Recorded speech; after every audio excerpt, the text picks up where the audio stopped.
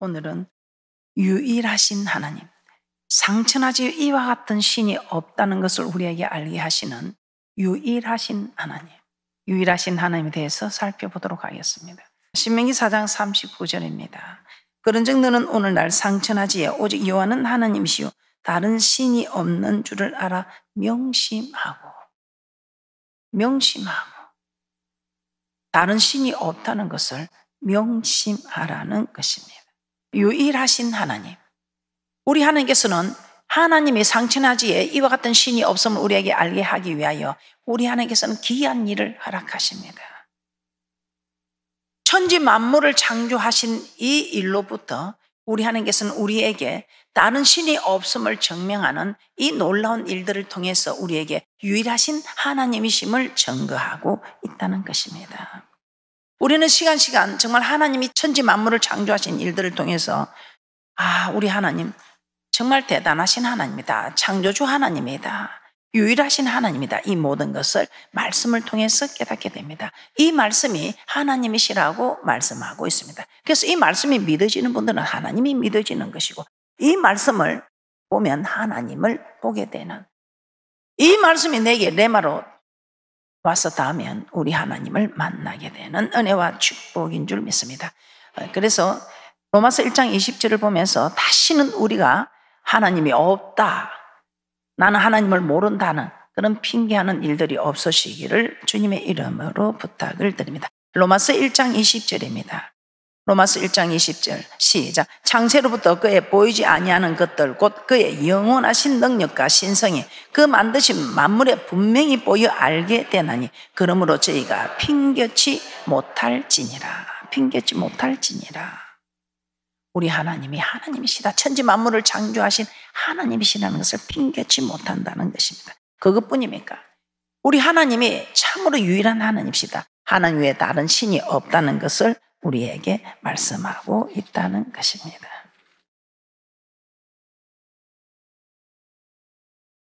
상천하지 이와 같은 신이 없다는 것을 우리 하나님께서는 우리에게 알게 하시고 이런 사실을 명심하라고 말씀하고 있습니다. 상천하지에 오직 여호와는 한 분이시요 오직 여호와는 하나님이시여 다른 신이 없다는 것입니다. 이사야 43장 10절 말씀도 한번 보도록 하겠습니다. 우리 하나님께서는 우리 하나님이 나의 전에도 후에도 지음을 받은 신이 없다 이 말입니다. 그래서 우리 하나님은 오직 우리 하나님만이 유일하신 신이라, 유일하신 하나님이시라는 것입니다. 이사야 43장 10절입니다. 오늘 이 말씀을 여러분이 받을 때 이 말씀이 여러분에게 맞다 그렇다 이렇게 믿어지면 엄청난 여러분에게 축복인 줄 믿습니다. 이 말씀이 이렇게 받아들이고 믿어지는 이것이 여러분의 믿음이며 이 믿음이 여러분을 저 천국까지 인도하는 축복이 있을 줄 믿습니다. 이사야 43장 10절입니다. 시작. 나 여호와가 말하노라 너희는 나의 정인 나의 종으로 택감을 입었나니 이는 너희로 나를 알고 믿으며 내가 그인 줄 깨닫게 하려 함이라. 나의 전에 지음을 받은 신이 없었느니라 나의 후에도 없으리라. 전에도 없었고 나의 후에도 없다 이 말입니다. 그래서 오직 여호와 하나님만이 영원 전부터 지존하여 계시는 유일한 신이라는 것입니다. 이사야 44장 6절 시작. 이스라엘의 왕인 여호와 이스라엘의 구속자인 만군의 여호와가 말하노라 나는 처음이요 나는 마지막이라 나 외에 다른 신이 없느니라. 나 외에 다른 신이 없느니라 이렇게 말씀하고 있습니다. 자, 시편 96편 5절 말씀도 한번 보도록 하겠습니다. 시편 96편 5절입니다. 시작. 만방의 모든 신은 헛것이요 여호와께서는 하늘을 지으셨음이로다. 만방의 모든 신은 헛것이라고 이렇게 말할 수 있는 신이 있겠습니까? 이사야 37장 16절입니다. 시작. 그룹 사이에 계실 이스라엘 하나님 만군의 여호와여 주는 천하 만국의 유일하신 하나님이시라. 주께서 천지를 조성하셨나이다. 그룹 사이에 계신 이스라엘 하나님 만군의 여호와여 주는 천하 만국의 유일하신 하나님이시라. 주께서 천지를 조성하셨나이다. 예레미야 10장 11절 함께 보겠습니다. 시작. 너희는 이같이 그들에게 이르기를 천지를 짓지 아니한 신들은 땅 위에서 이 하늘 아래서 망하리라 하라. 천지를 짓지 아니한 신들은 땅 위에서 이 하늘 아래서 망하리라. 망한다는 것입니다. 그래서 오늘 망하는 사건들 한번 보겠습니다. 이 하나님께서 이 사건들을 일으키는 일이 생겼습니다. 상천하지 이와 같은 신이 없으신 하나님께서 정말 이 유일하신 하나님을 나타내는 사건들이 일어나게 됩니다. 이 사건들이 바로 출애굽 과정에서 일어나는 10가지 재앙입니다. 우리 하나님께서 이스라엘 백성을 애굽에서 구원하여 내실 때 세상에 사람을 창조하신 이래로 어느 민족에게도 행하신 적이 없는 큰 일을 행하시며 다시 한번 상천하지에 오직 여호와는 하나님이시오 한 분밖에 없다는 것을, 다른 신이 없다는 것을 나타내어 보이십니다. 출애굽기 2장 24절에서 25절 말씀입니다. 시작. 하나님의 그 고통 소리를 들으시고 아브라함과 이삭과 야곱에게 세운 그 언약을 기억하사 이스라엘 자손을 근념하셨더라. 우리 하나님께서 이제 그들이 사내 아이를 낳으면 죽여버리니까 그 고통 속에서 하나님 이제는 자기 자녀를 죽여버리는 이 고통 속에서 울부짖게 됩니다. 이 신음소리를 냅니다. 이제서 우리 하나님께서 이제서 너희들이 신음소리를 내니까 내가 아브라함과 이삭과 야곱에게 약속한 그 언약을 기억하사. 그래서 여러분 고통 중에 있는 분들은 부르짖어야 합니다. 그래서 우리 하나님께서는 부르짖어라 부르짖어라 부르짖으라 내가 내게 응답하겠고 크고 비밀한 일을 보이리라 말씀하십니다. 하나님께서는 이스라엘 자손이 고통 중에 부르짖는 그 소리를 들으시고 그 언약을 기억하사 애굽에서 구원하여 내실 것을 계획을 하십니다.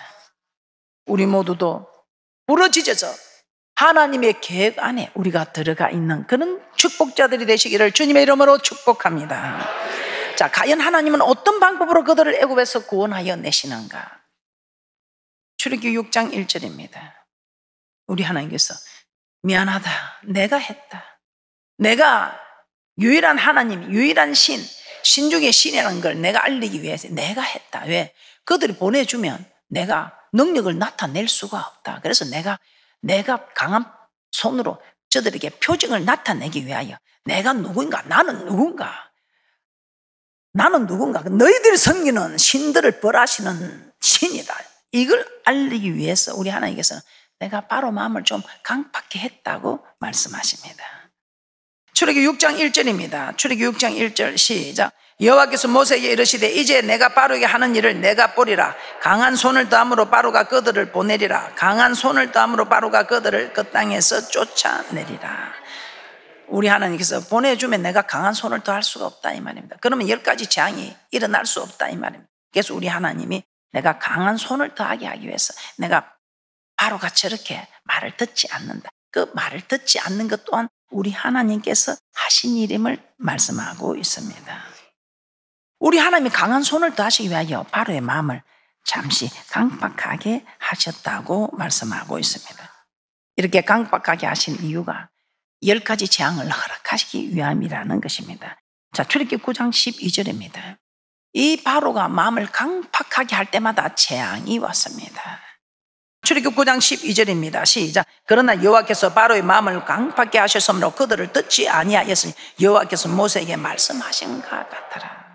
이렇게 강팍하게 할 때마다 하나님께서는 재앙을 보냅니다. 왜?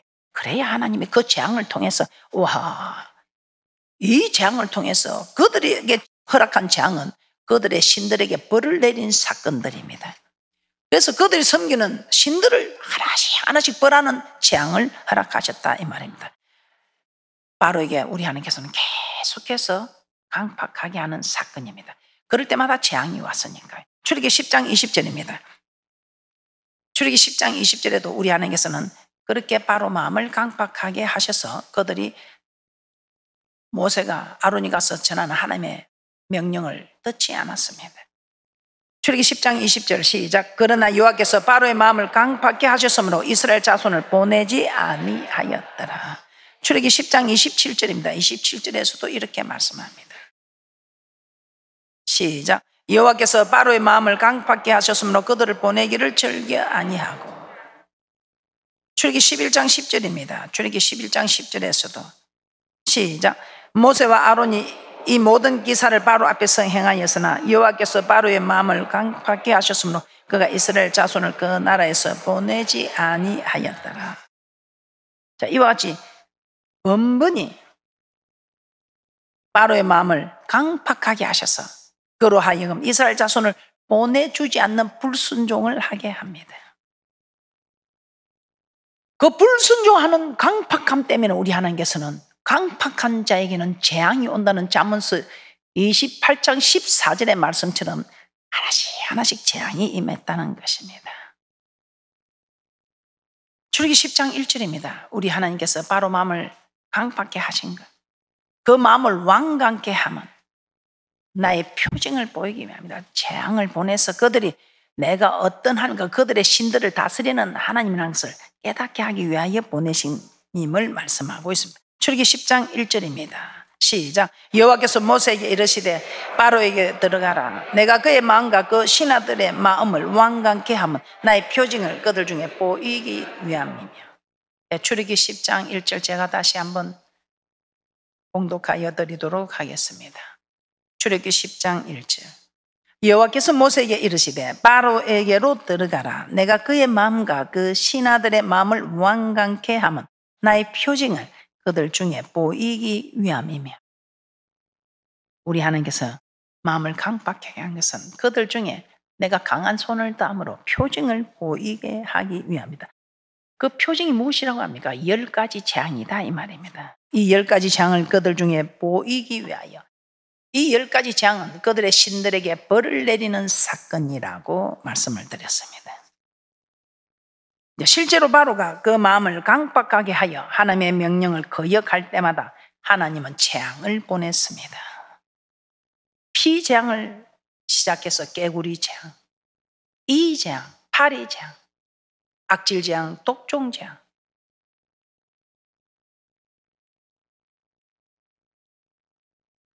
많은 이런 재앙들을 보내면서 특히 우박재앙, 메뚜기 재앙, 이 흑암의 재앙, 장자의 재앙, 우리 하나님께서는 세상에 사람을 창조하신 이후부터 행하신 적이 없는 이런 재앙들을 애굽 땅에 허락하셔서 하나님이 어떤 하나님인가를 나타내셨다는 것입니다. 이 하나님이 어떤 하나님인가 나타내기 위해서 바로의 마음을 강팍하게 했다는 것입니다. 바로 마음을 강팍하게 해야 이런 재앙들을 허락할 수 있으니까요. 이 10가지 재앙으로 우리 하나님은 여호와 하나님만이 신이요 그 외에는 다른 신이 없음을 알게 하시려고 이렇게 바로 마음을 강팍하게 해서 재앙을 허락했다는 말씀입니다. 이 10가지 재앙이 갖는 의미는 무엇이겠습니까? 우리 하나님께서 이 10가지 재앙을 통해서 유일하신 하나님이다. 우리 하나님만이 상천하지 이와 같은 신이 없는 유일하신 하나님임을 나타내시기 위해서 우리 하나님께서는 그렇게 재앙을 허락하셨던 것입니다. 우리 하나님께서 애굽 땅에 처음 행하신 재앙이 무엇이었습니까? 피재앙이었습니다. 이 날강, 하필하는 신이 지켜주는 정말 풍요를 가져다주는 생활의 터전이 되어주는 이 날강, 그런데 이 날강을 죽음의 강으로 만들어버렸습니다. 어떻게? 피재앙으로. 출애굽기 7장 17절에서 19절입니다. 시작. 여호와가 이같이 이르노니 내가 이로 인하여 나를 여호와인 줄 알리라 하셨느니라. 볼지어다 내가 내 손에 지팡이로 하수를 치면 그것이 피로 변하고 하수의 고기가 죽고 그 물에서는 악취가 나리니 애굽 사람들이 그 물 마시기를 싫어하리라. 여호와께서도 모세에게 이르시되 아론에게 명하기를 내 지팡이를 잡고 내 팔로 애굽의 물들과 하수들과 운하와 목과 모든 호수 위에 펴라. 그것들이 피가 되리니 애굽 온 땅에와 나무 그릇에와 돌 그릇에 모두 피가 있으리라. 하나님 피재앙을 통해서 날강 자체가 위대해서 애굽인들에게 풍요를 가져다 주는 것이 아니라 하필하는 날강 신이 날강을 수호하는 것이 아니라 우리 하나님이 이 날강을 주장하고 계신다는 것을 보여주셨던 것입니다. 피재앙 후에도 이 바로는 마음을 강팍하게 하여 내 백성을 보내라는데 순종하지 않습니다. 그러니 이 강팍한 마음을 둔 그대로 불순종하는 바로에게 애굽의 재앙이 올 수밖에 없다는 것입니다. 그 다음은 깨구리 재앙입니다. 출애기 8장 1절에서 4절 말씀입니다. 이 깨구리는 어떻습니까? 이 깨구리는 다산에 이 축복을 준다고 생각하고 있습니다. 다산하게 하고 자기들에게 풍요를 주는 신이라고 생각합니다. 그래서 깨구리 행상 헵드라는 신을 그들은 숭배하고 있었습니다. 그런데 우리 하나님은 깨구리로 온 땅을 덮었어요. 그들을 풍요하게 해주는 게 아니라 그들을 괴롭게 함으로 자신들에게 유익을 가져주는 것이 아니라 오히려 자신들에게 재앙이 되는 도구라는 것을 그들에게 깨닫게 합니다. 출애기 8장 1절에서 4절입니다. 시작. 여호와께서 모세에게 이르시되 너는 바로에게 가서 그에게 이르기를 여호와의 말씀에 내 백성을 보내라. 그들이 나를 섬길 것이니라. 내가 만일 보내기를 거절하면 내가 개구리로 내 온 지경을 칠지라. 개구리가 하수에서 무수히 생기고 올라와서 내 궁에와 내 침실에와 내 침상 위에와 내 신하의 지회와 내 백성에게와 내 하덕에와 내 떡반죽 그릇에 들어갈지며 개구리가 내게와 내 백성에게와 내 모든 신하에게 오르리라 하셨다 하라. 아론이 지팡이를 들어서 팔을 펴고 애굽의 물들이에 패자 개구리가 올라서 온 땅을 덮었다고 합니다.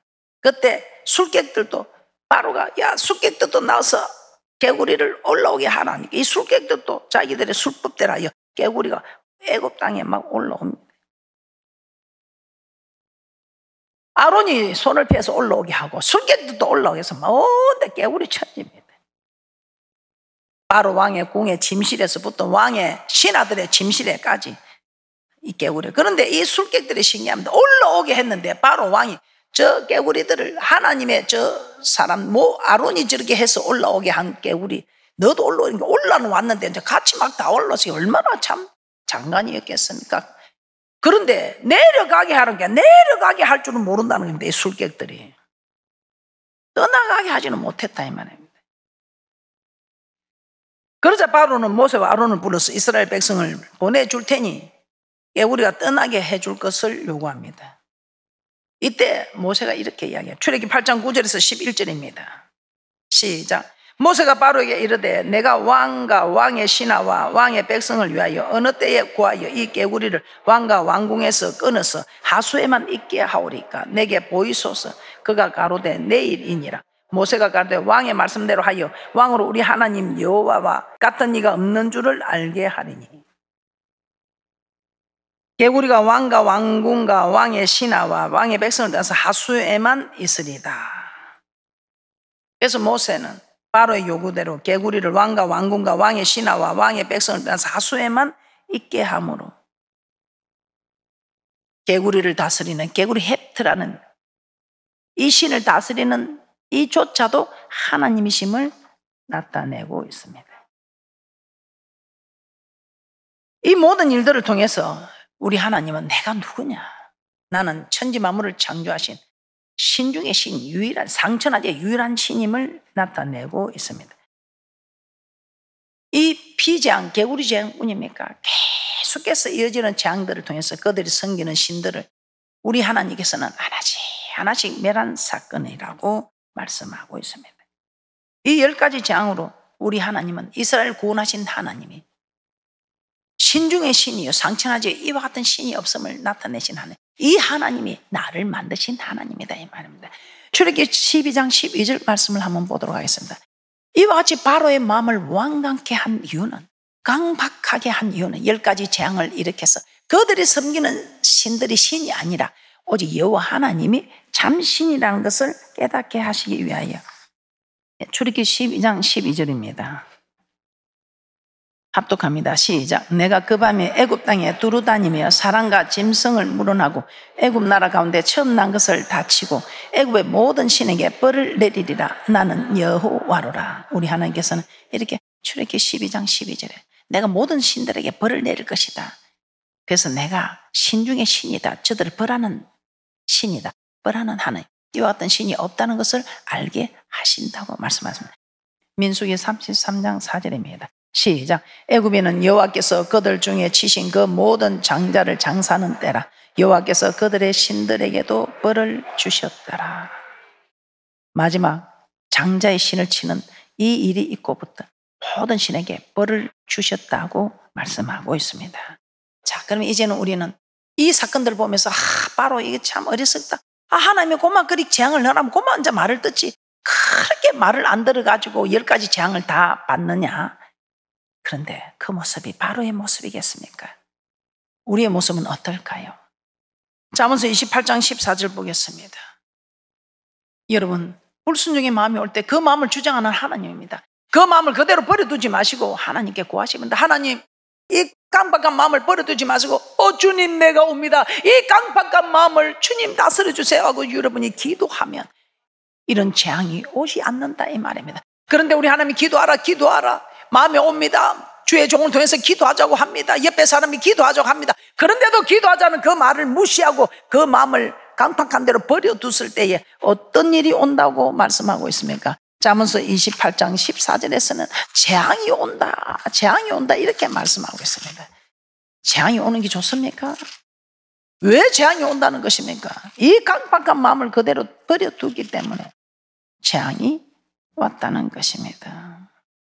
잠언 28장 14절입니다. 시작. 항상 경외하는 자는 복되거니와 마음을 강팍하게 하는 자는 재앙에 빠지리라. 강박하게 하는 자는 재앙에 빠진답니다. 이 강박하게 하는 것이 내 백성을 보내라는데 못 보낸다는 거 아닙니까? 이 말이 무슨 말입니까? 순종하지 않은 거 아닙니까? 순종해라는데 못한다, 불순종하는 거 아닙니까? 불순종할 때마다 재앙이 온다는 사건을 기억하셔서, 그래서 순종이 제사보다 낫다. 여러분, 불순종해서 얻은 대가가 무엇입니까? 여러분이 그 강팍한 마음을 그대로 두어서 여러분들이 혹시 어려운 일을 겪지는 않을지, 이제부터라도 절대로 강팍한 마음을 그대로 두지 마시고 이 강팍한 마음을 기도하셔서 순하게 하셔서 우리 하나님의 말씀을 받을 때 여러분들은 이런 재앙을 만나지 않을 분들은 정말 우리 하나님께서 여러분에게 생명이 되어주는 기운으로 살리시는, 나를 만드신 하나님이 그렇게 살려주시는 은혜와 축복이 있을 줄 믿습니다.